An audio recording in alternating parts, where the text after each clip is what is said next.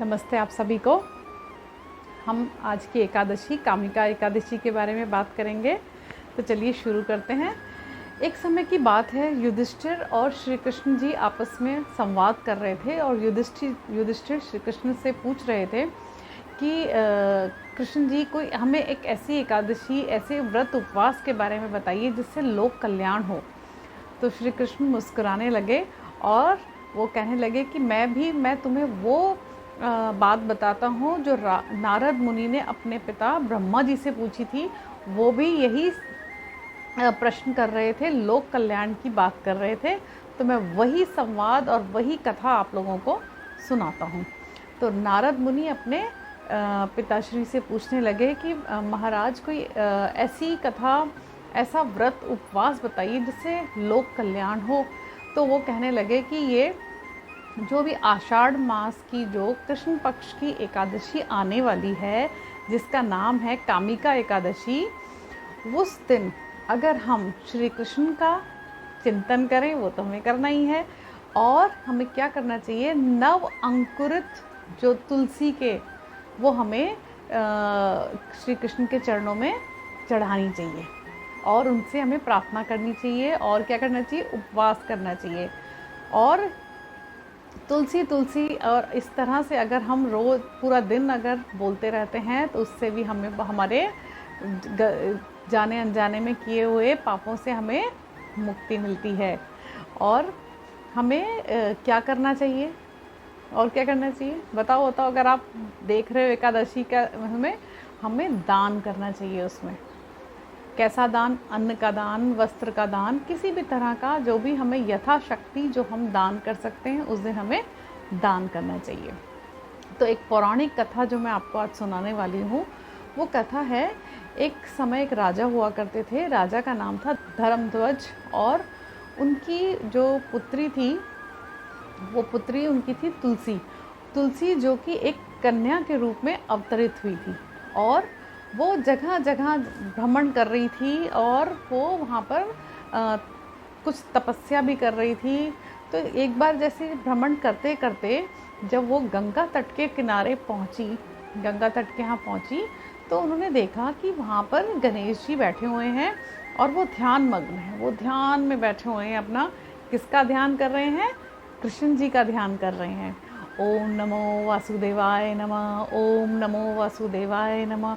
तो और वो जो तुलसी जो थी, वो एक टक गणेश जी को देखती रही, देखती रही, देखती रही। और जब गणेश जी को लगा कि कोई तो सामने खड़ा है, उनको देख रहा है, तो उन्होंने आँख खोल के देखा तो एक सामने एक स्त्री खड़ी हुई है। तो उन्होंने पूछा, हे देवी तुम कौन हो और तुमने मेरी तपस्या क्यों भंग की है।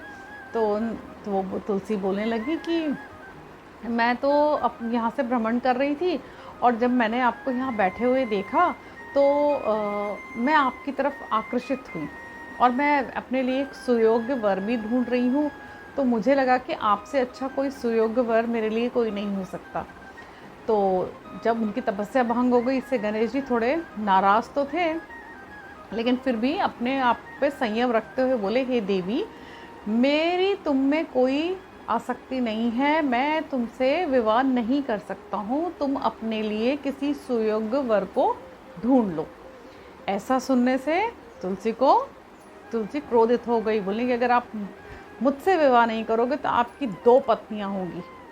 तो ऐसा सुनना था और गणेश जी को भी गुस्सा आ गया कि पहले तो उनका और ये तपस्या भंग की, उसके बाद फिर उनको ऐसा बोला कि आपकी 2 पत्नियाँ होंगी, और उसके बाद वो हंसने लगी उनके मुख को देख के, देखो कैसा मुख है, इनके मुख में क्या लगा हुआ है, इस तरह से।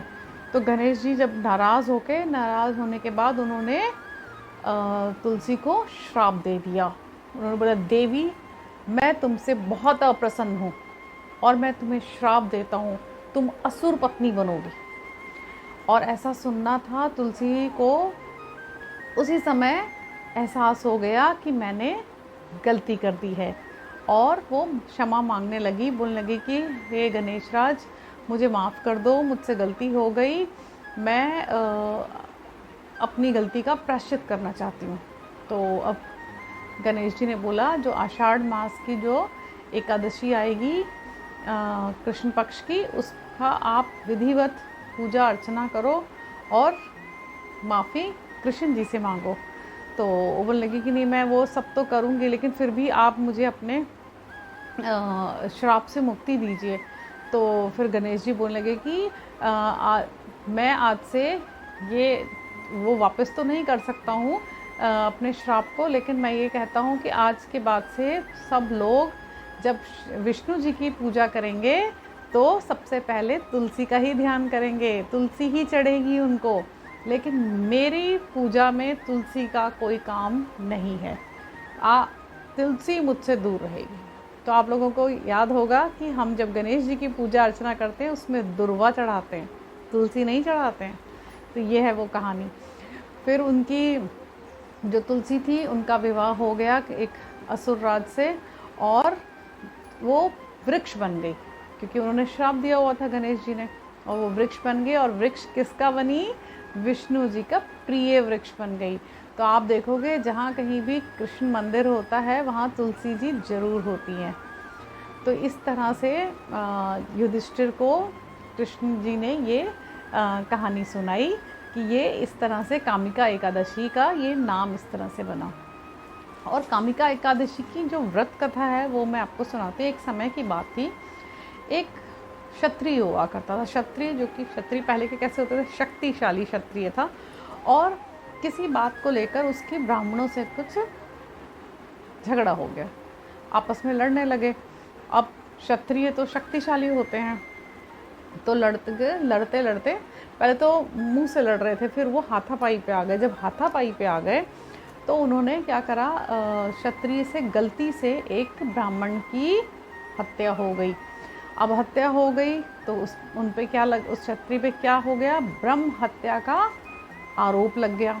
अब क्या हो, वो जहाँ भी जाए सब कहें तो ब्रह्म हत्यारा है, और सब लोगों ने उससे बातचीत बंद कर दी। वो काफ़ी नाराज़ हुआ इस चीज़ से कि भाई देखो लड़ाई तो दोनों तरफ से हुई थी, मुझसे गलती से ऐसा हो गया। लेकिन जब काफ़ी समय बीतने के बाद भी उसने देखा कि कोई उससे बातचीत नहीं कर रहा है, तो उसने ब्राह्मणों से हाथ जोड़कर माफ़ी मांगी और बोला कि मुझे इस प्रॉब्लम से, इससे मुक्ति चाहिए।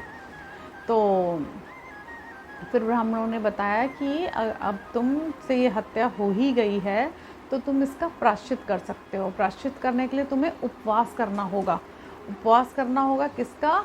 जो आषाढ़ मास के कृष्ण पक्ष की जो सावन की एकादशी है उसका उपवास करना होगा। और उपवास में तुम कुछ खाना नहीं है, पूरा दिन उपवास करके और श्री हरि विष्णु का ध्यान करना है और उनसे क्षमा याचना करनी है कि जो मुझसे गलती से जो एक ब्रह्म हत्या हुई है उससे मुझे मेरे पापों से मुक्ति दो। और उसने ब्राह्मणों के बताए अनुसार ही उस एकादशी का व्रत का विधिवत पालन किया और बड़े अच्छे से उसको सुबह से लेके अगली सुबह तक नहा धोकर श्री कृष्ण का पूजा अर्चना करके, और उनको तुलसी भी उनके वहाँ पर उसने चढ़ाई, उनके चरणों में रखी और प्रार्थना की कि मेरी जो भूल हुई है मुझसे उसकी मुझे क्षमा याचना की, क्षमा दो प्रभु, मुझसे गलती हो गई है, दोबारा मैं ऐसा नहीं करूँगा। और ऐसा सुनकर विष्णु जी प्रसन्न हुए और उन्होंने उसको उसके पापों से मुक्ति दिलाई। और फिर उसने सबको इसके महत्व के बारे में बताया कि जब आपसे कुछ गलती हो जाती है, देखो एक तो गलती होती है हम जानबूझ के करते हैं, ठीक है, एक होती है जो गलती से हो जाती है कि हम चाहते तो नहीं थे पर वो गुस्से में, आवेश में ऐसा हो गया है, तो हमें उसका प्रायश्चित जरूर कर लेना चाहिए। तो जैसे उस क्षत्रिय ने प्रायश्चित किया, ऐसे अगर आपसे भी कोई गलती हो गई है और आपको लगता है कि मुझे उसका प्रायश्चित करना चाहिए, तो अब आप कब करेंगे?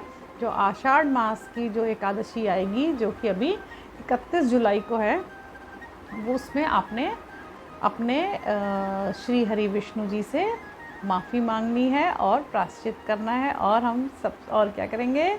श्रीमन्नारायण नारायण नारायण, श्रीमन्नारायण नारायण नारायण, भजबन नारायण